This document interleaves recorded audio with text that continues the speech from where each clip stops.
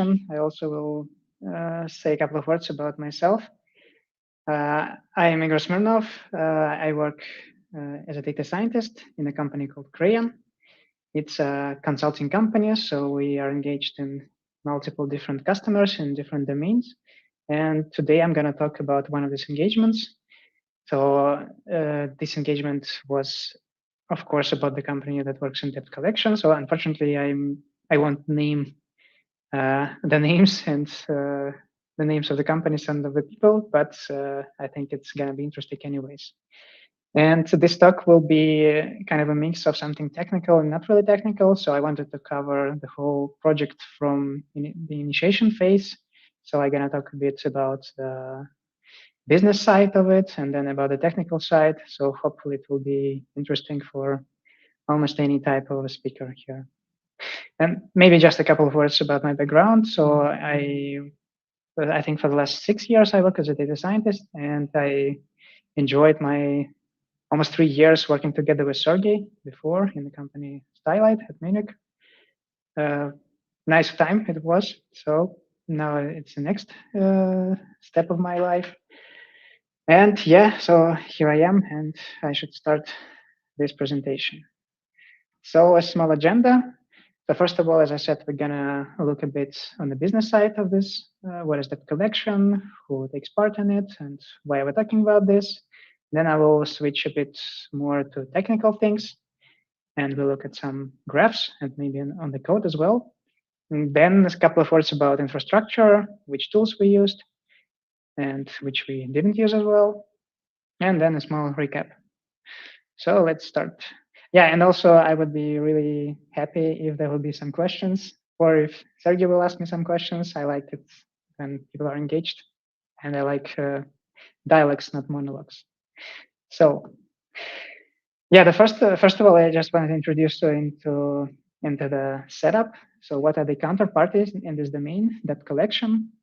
So let's say there is some organization, which is a bank or a telecom, and they might issue a loan to their customers. So it could be a mortgage loan or a car loan, or if we're talking about the telecom company, it's just a phone contract. And then there is some agreement or payment plan between this organization and the debtor. So or let's say the customer, and the customer is about to pay back some amount monthly or quarterly. And then in a couple of months or years or decades, everything goes well. So that the customer is repaying all the money he or she took from the organization, and everything is good. But in bad occasions, something might happen with a person who took this loan, and they are not able to provide the payment in time. So in this case, there is this overdue event, and the banks are not really happy with this. And they could wait a bit, like they could wait a month or two for you to catch up and pay it back afterwards. But sometimes it goes even worse, and the customer is not able to pay consequent months or quarters. And then bank is really unhappy with that. And what they do, they are not interested in handling this situation by themselves.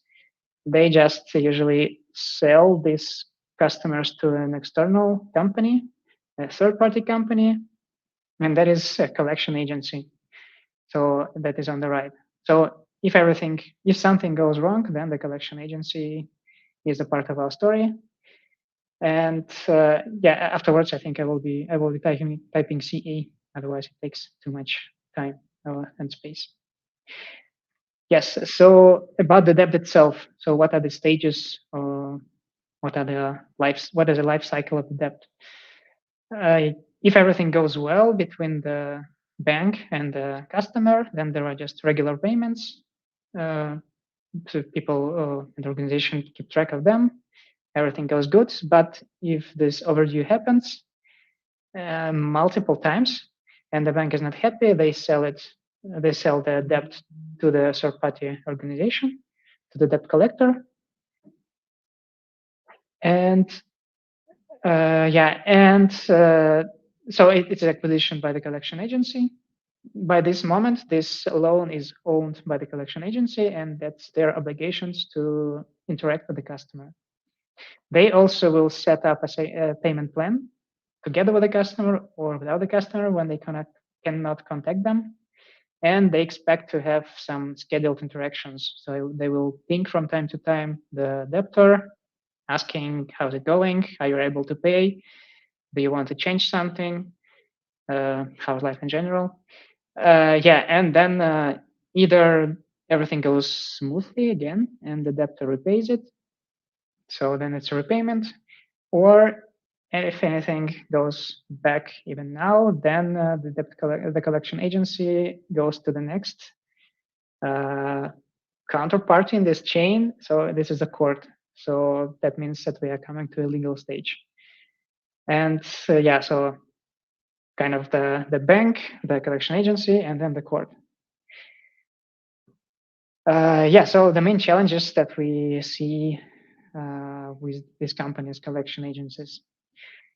I think that is one of my favorite parts when I come to some new project. I talk with people and we're trying to understand what is it that could be improved. So I pointed out 3 pillars here. So the first one is a payment plan. First of all, there are some problems reaching a debtor. It's quite hard to sometimes get the real number of people, or sometimes they just don't pick up the phone or change the address or flee away from the country. Then another thing is a discount or offering discounts. So the collection agencies are smart. They understand that if people couldn't repay the money before, then probably they cannot do it now. And maybe if they will offer a small discount, I don't know, 10, 15%, then the debtors might be more inclined to repay. But of course, you don't want to offer like 90% discount, otherwise the business will go south. Also, there are these amicable costs. So amicable means that there is nothing bad in the interaction between the customers and the collection agency. So basically, amicable means the normal ongoing processes where we do not involve court in our engagements. Yeah, so and these costs are like the cost of the contact for the person. So we have to pay the agents who are trying to reach out to these people. The second thing is legal aspects. So that is when we try to involve the court, or not only. Actually, the first one is so-called contact-free period. So this project that we ran was a quite big company, and they have branches in different countries, and these countries have different legislation. And in some countries, collection agencies are not allowed to connect or to call debtors during the first months, or maybe even sometimes 2 months. So that means that we acquired the debt, but we are not able to even call this person and ask how's it going and are they going to pay back or not. The second thing is potential bankruptcy or restructuring for the debtor. So in some countries, again, it's there is a possibility to be bankrupt as a private individual.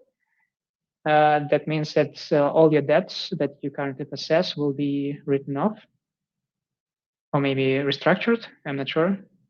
And this is like a really bad case for a collection agency because that means that they won't have anything from this customer. And of course, there are legal costs. If you decided to proceed with a court, then you have to pay for a lot of things. And the next aspect is probably more interesting for us, technical things. So there are a lot of customers, thousands, hundreds of thousands, millions. It depends on the country we're talking about. And all these customers are quite different. And you have to handle them in a different way. By handling, I mean that we, some people we want to call weekly. Some people we don't really want to touch because they pay anyways. Some people we want to offer discounts and so on and so forth. And we have to come up with all these strategies, and that takes quite a lot of time. Also, the issue or the opportunity might be the data quality. It's like a very important issue aspect in all our domain. So it's nice to have like fancy and fluffy databases where all the data is already preprocessed, stored, put into multiple stages, and you can just query it anything you want. But in real life, it's not like this. Sometimes you have to deal with CSV files stored in different folders, and these files will have even different names from month to month. So it could be a kind of a nightmare. And of course, there's a lot of manual labor. So starting from calling people. So these agents, they are really sitting in the offices and call people and creating strategies. So a lot of people have to talk with each other and decide how to proceed. And yeah. So yeah, that was kind of a business overview. I tried to provide like a setup where we gonna be the next 30 minutes maybe. And now a bit more data science-ish. Sorry. So yeah, use cases for data science that we pointed out for ourselves in this project, in this engagement. First of all, grouping debtors by behavior. So as I said, there are a lot of different customers, debtors, and they have a lot of features. They have different history. They acted differently in the past, and it's almost necessary to group them in some categories in order to handle the whole population in an easier way. Also, what is really important for financial departments of almost any company, the forecasting of the cash flow. So people are really, like managers, are really interested to know how much money they will collect in the next months, quarter, year, and so on. And they could plan the life of the company accordingly. The next thing is about the interactions between the debtors and the company. So as I said, there could be calls. There also could be emails sent, like even paper letters. I'm not sure if the agents could physically come to the debtors, maybe in some countries. But anyway, so there is like a huge area or space in order to optimize these interactions.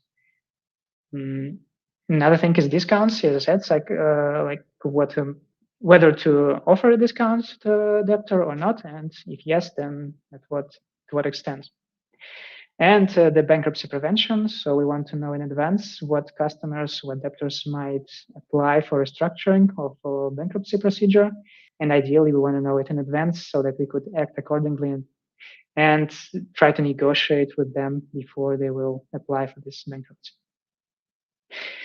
If I would try to somehow narrow these things down to more technical things, or like machine learning tasks, then we would come up with these three, for example. It's not like everything we could do, but let's focus on these ones. So the first one would be the classification model, which is predicting the propensity to pay. So basically, it predicts whether the customer will pay, so make a payment in the next time, like in the next months, let's say. So if there is a payment from him or her in the next months, then the target is 1, otherwise it's 0. And yeah, it's one of the basic things that collection agencies would like to know. Like by knowing only this, a lot of different optimizations of a lot of processes could be done, and this is very essential. The next machine learning task is a regression task. It's estimating the amount of payments. So now we want to know not only the fact that the payment will take place or not, but also the amount of payment. And the last thing is also a classification model. It will predict the effects of the restructuring. So whether this customer will apply for restructuring or not. Yeah, now I would like to talk about the data. So what data do we have? How it looks like. Also, I try to split it on different entities. And the first entity will be everything about the debt and the debtor themselves. So if we're talking about the debt, it has, of course, the initial amount, the current amount, the interest rate, the type of the product that we're dealing with, how many days was it past due, and a lot of different things. If we're talking about the debtor, it's a bit more, we're going to security topics or GDPR-ish topics. But I would say many many companies might have like quite some basic data like age, region of residence, maybe gender, but that's not really like it's not present in all the entities. And all the other data about the debtors themselves is very, yeah, it's like a very hot topic currently. No one wants to share it, and it's really hard to get. And even if you get it, sometimes you cannot even use it in your modeling. You have to deal with a lot of different restrictions. The second type of the data is interactions. So now it's the interactions between the collection agency and the debtor, and it could be calls, whether from the customer, so it's like incoming to the collection agency or outgoing from the collection agency. It could be also emails and letters. And of course, all these entities have their properties. So there could be a reason for the call, a result of the call, some agent comments regarding the call, and such kind of things. And the third pillar is the target actions. So that's basically the effects of the payments from the customers. So we know whether there was a payment and how much, and some targets like application for restructuring or the effect of bankruptcy. It's depending on what we would like to predict. Good. So yeah, now I would like to focus more a bit on the classification tasks rather than regressions, because I just like classification more. So when we're doing classification, we have to pay attention to a couple of aspects, and here are some of them. First of all, metrics. There are different ways of how you can evaluate the classification model, but I usually go with the following approach. At first, I don't want to focus on any thresholds, on any precision recalls. At first, I just want to create the model which is good in general terms, so which shows the area in the curve of a significant value, significant to me. Or if I have a baseline, we could compare it to this baseline. After I'm sure that this task is generally doable, so the data is there and it could, and there is some signal in this data, then I will jump to precision and recall or tuning of these thresholds. And here we have to talk a lot with the business, ask them what is worse, false negatives, false positives. Could we somehow map the cost of false positive or false negatives and these things? Also, sometimes we are estimating metrics like lift at M. So when we don't want to, well, we need only the small amount of our population to be scored or to be picked for some promotion action, let's say, promotion activity, then we could just calculate this lift at M. Yeah, if talking about the models, so here we didn't go to any fancy deep learning models. We were just focusing on vanilla machine learning. So we always started from the very easy models like linear regression or logistic regression. We tried to look how it looks with this. And then, of course, we tried tree approaches, random forest, and a bit of boosting.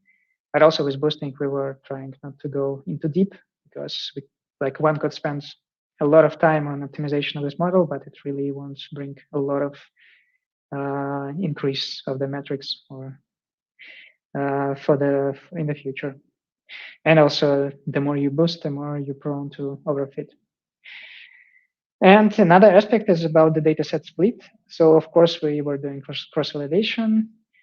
And also there are two things that we have to pay attention to. So first of all is data leakage.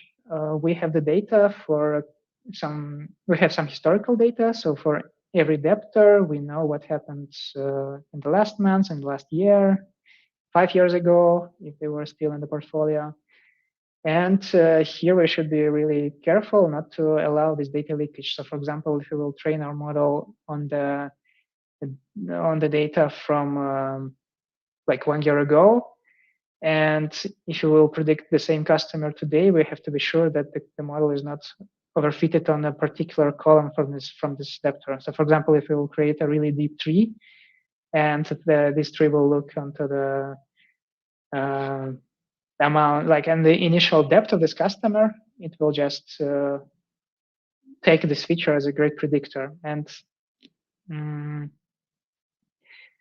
yeah, maybe I even should have gone with it from a different approach. So let's say if in a training data set you have multiple data points for one debtor, then we have to be sure that the model will not overfit to this debtor. Because if you have 3 data points and this debtor is somehow prominent, let's say it has the debt value of 999999, which you can see only once in the data set, then the model might be overfitted to this customer.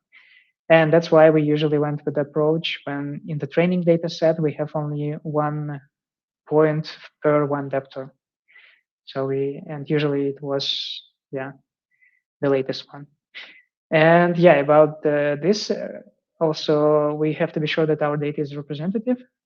Usually we wanted to take the data which is the most up to date. So let's say the last month or maybe 2 months ago, and train our model on this data.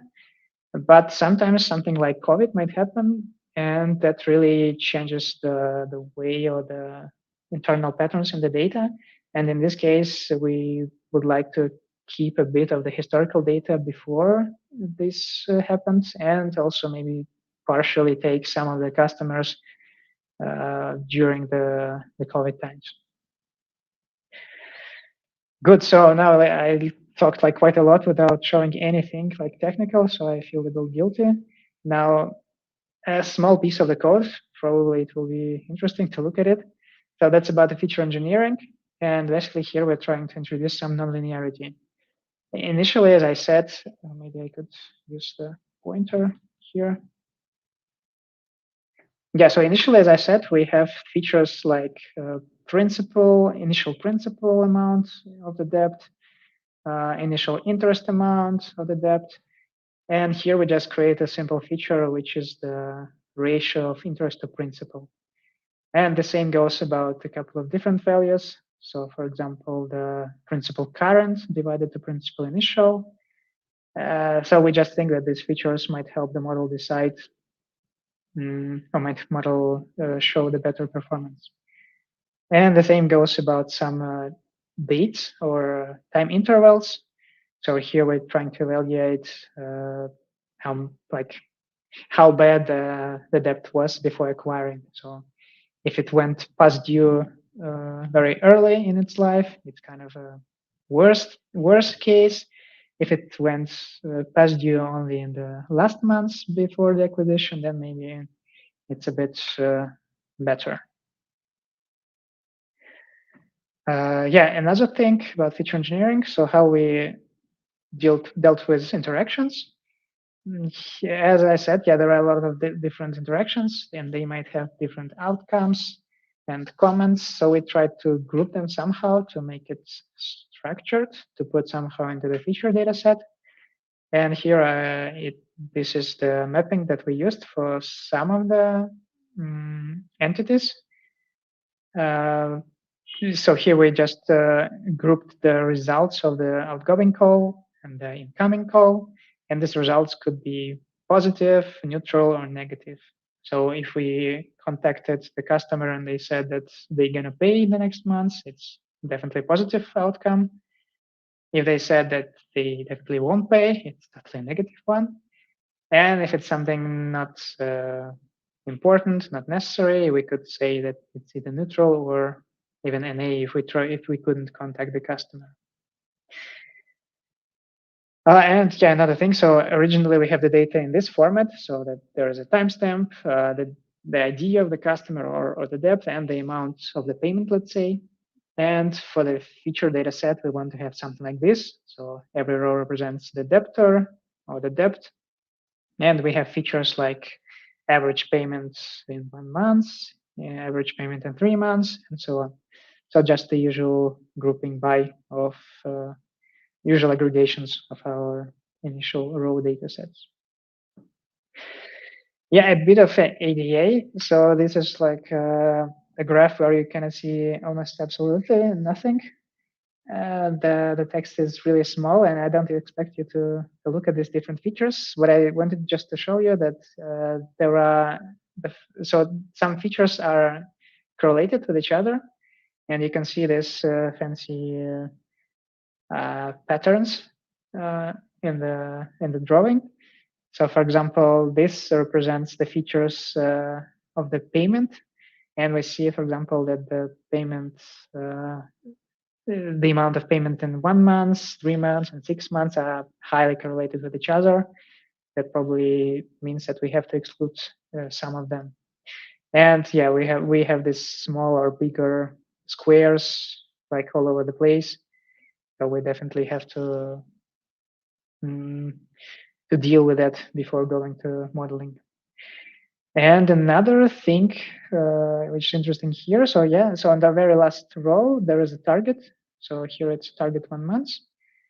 And we see that there are no really strong predictors. So in this last row, we don't see really dark blue or dark red squares. I think the most correlated features with the target are previous payments. So the bigger the previous payments were, the more likely that the customer will pay in the future, and also the current debt. So here is otherwise, the bigger the current debt, the less likely the customer will pay in the future. Yeah, another small piece of NADA, just showing how diverse and non-uniform the data is. So what do we see here in the graph? The x-axis shows us the age of the debt. So basically, we acquire the debt. It has the age of 1. Then it grows. Next month, it has the age of 2 months, and so on. And on the y-axis, so the red line shows us the average targets on the population. So this is the average propensity to pay, so the willingness of customers to pay back. And we see that it really changes depending on the age of the debt, which is something for us to think about. So, for example, when the debt was just acquired, for the first year, the average target is around 2 something percent, but then it jumps really higher to a range of 6 or 7%. There might be multiple reasons. So it's like that is the case when you have to go to the business customers and talk with them about what's happening, why could it be so, and so on. And the blue dots here represent just the amount of the debtors in a particular age group. So we also see that the portfolio is quite non-uniform. There are a lot of debts which were just acquired, so which are quite young, and yeah, much less debts which are quite old.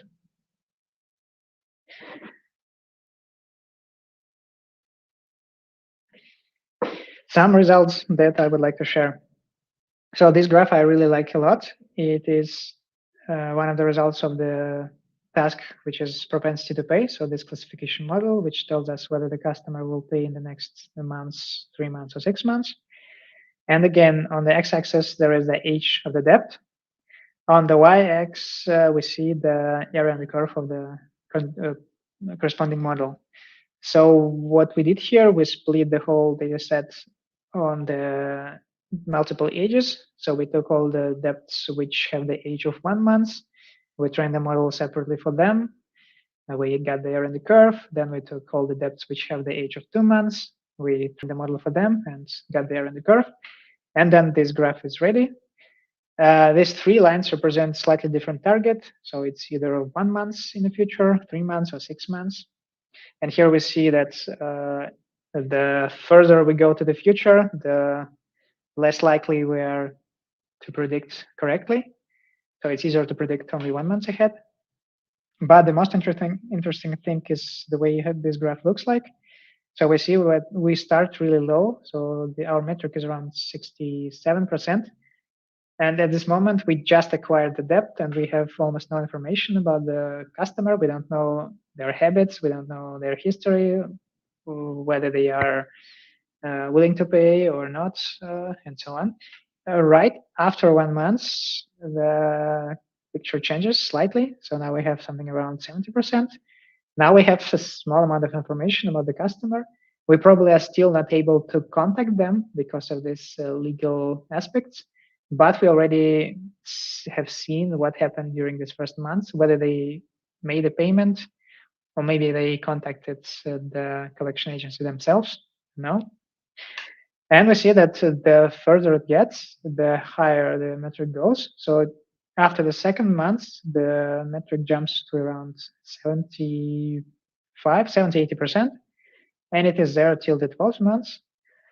And here we already know much, much more about the customer, about their habits, about their payments, and we are able to generalize this behavior to the future. And after a year, we see like a significant jump, almost to 95%, which is a bit suspicious for classification models of that type. So it's hard to predict future with that amount of certainty. But here it's actually, so first of all, yeah, we know even more about these customers in the future. And now we are mostly like, now we are pretty sure that if the customer haven't paid for like a year, like nothing will change in the next year, and the other way around. Also, like this looks pretty nice. We are able to predict it, but unfortunately, this information is quite useless because most of the collection agencies are not willing to deal with such unprospective debtors. So if there are no payments for like a year or so, it depends from company to company, then they probably will start the legal processes. So they basically will go to court. Yes. So another piece of results. So this is for a different model. This is for also classification model, which predicts the possible restructuring in the future. So whether the customer is applying for restructuring or not. And here is just the feature importance, just to demonstrate that it kind of makes sense. So the most important feature is the amount of the debt on the client level. So we sum up all the debts for this customer because they might have multiple debts in our portfolio. Yeah, also there are some features which represent different amounts. And yeah, on the fifth place, there is this marital status feature, which, yeah, it's like probably again about, it might raise the questions about privacy, like, or fairness, or whether it's okay to use that kind of information in deciding the activities of a collection agency, or not even a collection agency. I think it's applicable to almost any kind of business. But anyway, so it's kind of an important feature. And I'm not sure, I haven't checked whether they should be married or not. Yeah, but that's kind of irrelevant a bit. And also, yeah, there is this interesting feature, debt request. It's not on the top, which is a bit surprising for me because this feature basically shows whether in the past this customer already applied for this restructuring. And it might be reasonable that like if you applied once for this restructuring, then maybe you will apply the second time. But yeah, this is not the top feature, although it's in the top 10 or 12, I suppose. Yeah, another piece of results that I want to show now, it's about the payment model. So it's a regression model. Here we try to predict the payments. And yeah, there are two graphs. On the left, we see the predictions and the payments on the individual level. So every blue dot means some kind of a payment. And I scale the payments here just not to disclose the data. So we see that the real data, which is on the left, it has quite a lot of outliers.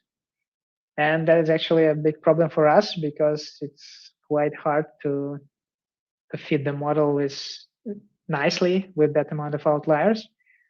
We see that the model, of course, shows the mean, which is close to the mean of the true values, but the median is significantly skewed. And we see that the predictions the model doesn't predict outliers, which is kind of obvious if you use some basic models like random forest regressor or linear regressor. Yeah, I think there are specific ways how to handle these outliers. I'm honestly not really an expert in this field. And I was quite disappointed when I was trying to tune it and looking at these metrics like R square of 17% and this mean average error and root mean square error of around 5%, which is even bigger than the mean on the population. So it's just almost completely useless. But if we try to aggregate all these tiny predictions on the portfolio level, so basically just sum up the predictions, then we are quite good in predicting the whole sum. So as our means are quite on par. And so this we could use for forecasting the future, I forgot the word. So yeah, so we could forecast the future collections, the cash flow, right? So this thing that I was talking about before. So basically based on these features and on individual payment predictions, we could say that how much money we will collect in the next months or next 3 months or next 5 months.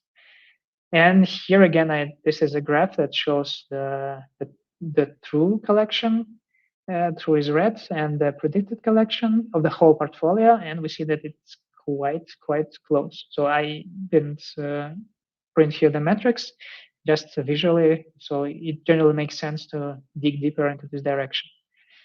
So if something is bad on the left, something might be better on the right. Great. Yeah. So a couple of words about the infrastructure or actually the tools that we've been using. So first of all, a nice picture that was drawn by Sebastian Klinge. That's a colleague of mine. Thank you, Sebastian, a lot for this amazing picture. I'm just stealing it from you. And it just represents the high-level architecture of what we were implementing for our customer.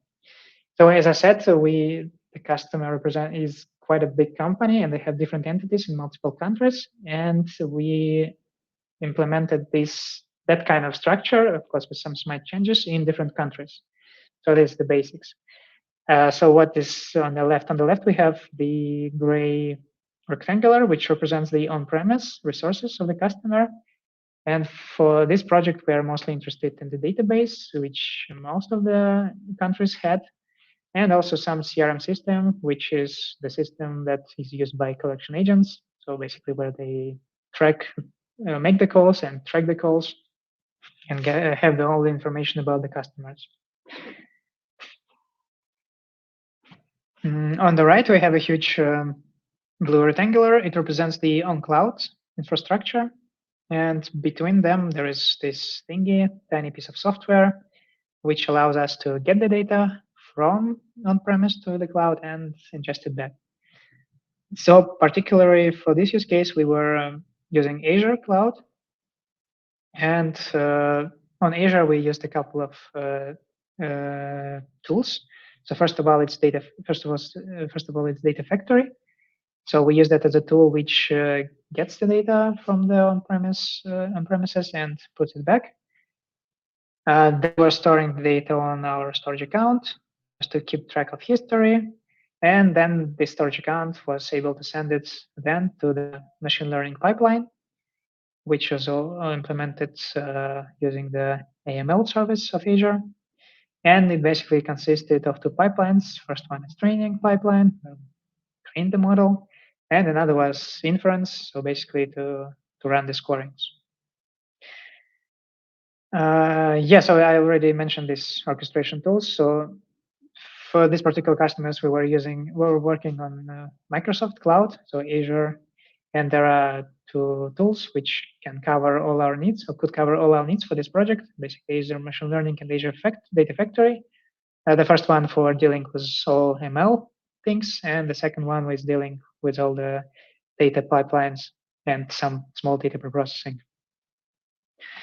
A lot of different logos here. I just want to mention that what we did not use mostly. That's first of all what we used. Again, Azure ML and Azure Data Factory.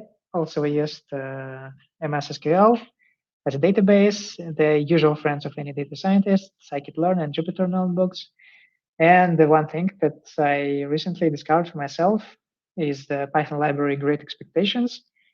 So it's very useful when you want to introduce some data quality checks for your data. So, for example, check how many null values, how many like bad values in some sense are there in your data set. So it's really easy to create small data checks and then track them and log them and represent in some dashboards.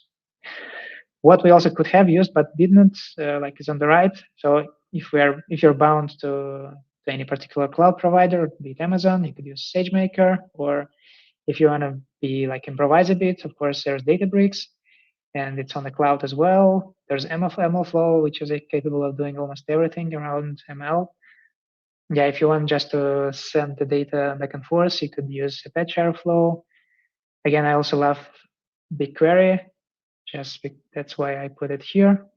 And yeah, Spark, I won't mention it. Good. Yeah, some recap.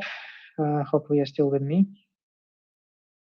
Some key takeaways that I want you to get from this talk. So first of all, ML can definitely help for the type of the business that we're talking today about, but I think in general, particularly here, it could help us cluster users for some legal actions or for some amicable actions. Also, it could predict individual events, which is the fact of the payment or the fact of the restructuring or bankruptcy. And it could also help us streamline interactions.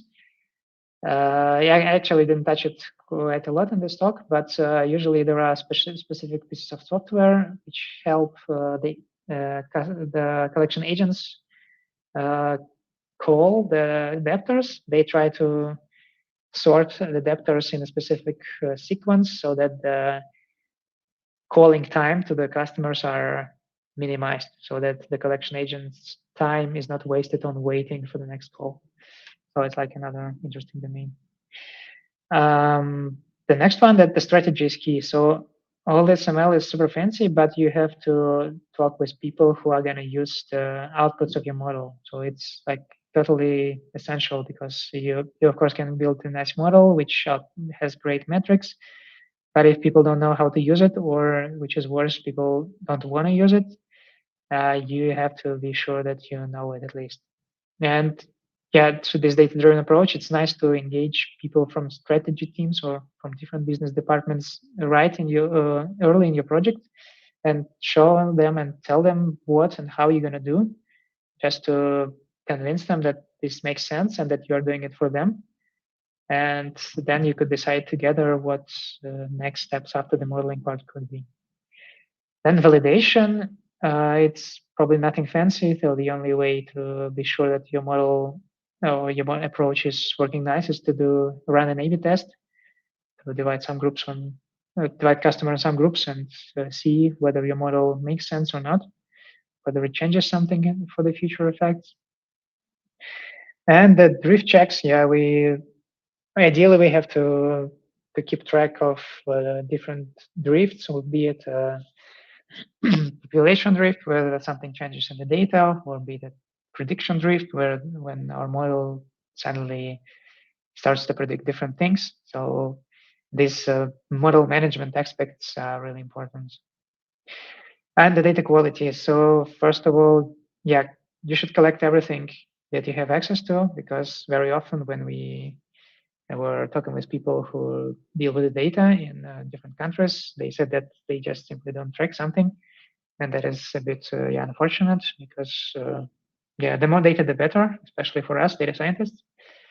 And then if you have the data, then please keep it. So keeping the history is also essential, because sometimes the data is just overwritten and you basically cannot reproduce the historical events, what happened in the past. And data warehouse is essential, yeah, I could say, because in some cases we were dealing with separate CSV files that were in different folders that were manually changed by some people, and it is much more cumbersome than working with already tables with different layers of the data.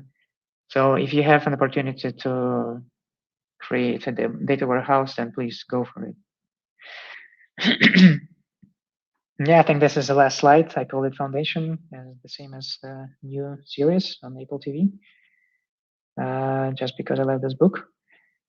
Basically, on top we have models, and it's nice to build nice models with cool metrics, but we won't be able to use them if we don't have the right and the clean and checked data underlying.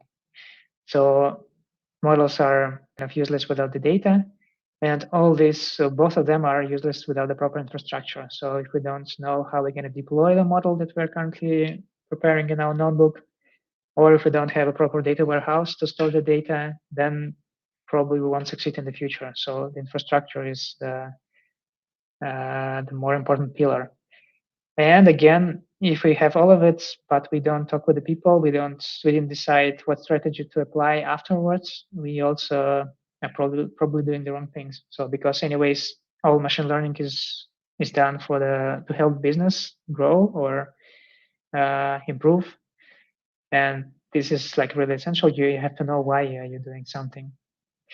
And it's much easier to decide on this strategy if you have cross-functional teams. So when you can get at the meeting between the strategist and the analyst, and maybe involve a person from machine learning who could say what is possible or not, it will be much more fruitful rather than you will write emails left and right and wait for some manager or like top manager to decide how to go next. So keeping people in cross-functional teams is really essential. I think it's the foundation of all the success for the next project. Oh, good. Yeah. So thanks a lot for staying here. I hope I'm not alone here. And feel free to reach me on anywhere, LinkedIn, or try to read my blog posts on Medium. I'm happy that I have this opportunity to have a talk. Thanks, Sergey. Thanks, everyone who was and still here. We'll be happy to receive any questions. Thanks. Hello. Was pretty Hey. amazing. Like it was quite a bunch of really different topics, right? Like and really, I mean, presentation wasn't that long, right? But I got to know what is debt collection, how it works, right? Like what algorithms you're using. So it's pretty nice overview, definitely. That's for me. And while people are still writing the questions, I have a few questions from my side. Maybe like kind of like following up like on this what I just said. How long was the onboarding to the domain area, right? And did you start with a baseline that were kind of like used by collector agencies, right? Or you were just, okay, whatever guys like stay here, right? Machine learning is in action, right? Or how was this like a setup in the beginning? Yeah, it's a very nice question. So the first engagement, so I kind of dived right into the middle of the process on their side.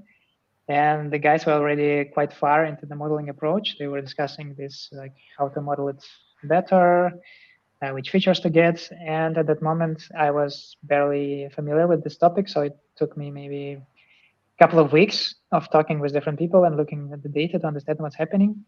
And then we tried a bit to step back with the same guys just to understand why are we doing it and like what would be the next steps after we polish these models. Because as I said, to me, it's much more important to know why are we doing it and what are the next steps rather than polishing it right away without any baseline. So we tried to step back and use the baseline and see how it might be used in the future. Nice. Yeah, it's kind of like funny like how sometimes people just forget about like people baselines, right? And they be like, I just gonna compare this machine learning as this machine learning, right? But they don't know like what actually people can do, right? And what is human performance on those things. Totally. Yeah. Right. So you mentioned like a model shifts, right, or data shifts, and you said that it's kind of like nice to do, right? But do you have any suggestions for people? Like, what are the good tools, right, to make this journey a bit more like less painful? Yeah, another painful question, let's say. So regarding tools, I personally, I think that there are some things in MLflow that are able to do it, but it's on the technical side. There are a couple of libraries in Python that allow you to track it, like whether some distributions are changing and how significantly they're changing. But when it comes to the implementation in a real product, yeah, it's very hard to say how it should be done. I honestly don't know, have a golden bullet. I would say that for now, in all the projects that I'm in, we just create some trigger, like alerts and triggers, whether something might go wrong, and then we just look at it with our eyes. So far we couldn't automate it fully. Yeah, I guess like what you Yeah. said also about cross-functional teams, right? It's something that definitely does help, right? Because if you're domain expert saying like, hey, things are going south, right? Together with data scientists and machine learning expert, right? You can kind of find how to, like make an alert around this one, right? Otherwise, you're just doing like a auto magic that kind of might not work out that good as well. Yeah. Might not, or might. Exactly, depends. Okay. um, Yeah. kind of like a more generic question, right? How do you feel if you would have, I don't know, like all of the budget, right, and enough people? How advanced this domain can go, right? Because I can imagine those things that you did mention, they're like pretty great, and they're already giving, I don't know, for 20% of effort, 80% of results, right? But Mhm. can you imagine like some companies going, I don't know, like me just making up, right? But let's say generating like emails for those users, right? Like automatically depending like on profiles and behaviors of those users, or it's kind of like too much of rocket science, right? And it doesn't really Mhm. return the buck on investment on this one. Yeah, I think you partially answered yourself. So when like 80/20. So first of all, you create baselines and they work. But of course, when you created these baselines, you have much more time for further endeavors. Mhm. And yeah, there could be different things. So I'm not sure about generating emails, although this might be a nice idea, maybe a bit far fetched. But as I said, there are these things that allow the agents to sort the calls in some way. So Mhm. there is definitely a lot of things to improve. And to me, it's not super easy. I'm not sure. I'm not good in optimization tasks, Yeah. but it definitely is something that could save the real time and money of the company. So Mhm. definitely the company will invest Nice. Awesome. in Thank you. Thank you very much. And maybe like it. last question, as almost suggestions for the people who might be facing like a similar problems or anything like that, right? Mhm. What you would recommend those people that maybe say not as advanced as you are, right, with like many years of data science experience, right, but they're just like starting. What is a good, suggestions for those people, yeah, to tackle it very nicely? Yeah, it's like a very broad question. I would say it definitely helps to find a job as a data scientist if you want to be a data scientist. Yeah. Yeah, I mean, it sounds really obvious. Yeah, but if you're still struggling with that, I think it makes sense to do something with your hands to start some project. Just do something. It shouldn't be anything super fancy, like Mhm. computer vision on NLP or something. Just start doing something with your hands, and you will find out that there are a lot of things that you don't know, which might have seemed obvious to you, and you will start asking people or Google how to do it. And I also it might be nice to find someone who could mentor or guide you, or at least Yeah. to join meetups Nice. and exchange with people. Yeah. Yeah. Thank you, Igor. It's a good recommendation. And for those of you who would like to follow more of the things from Igor, right? He has a nice Medium, right? That Igor says Hey. there are already some articles people can read up, right? But if not, there's going to be new one lining up just soon. Yeah. Now I should write a book.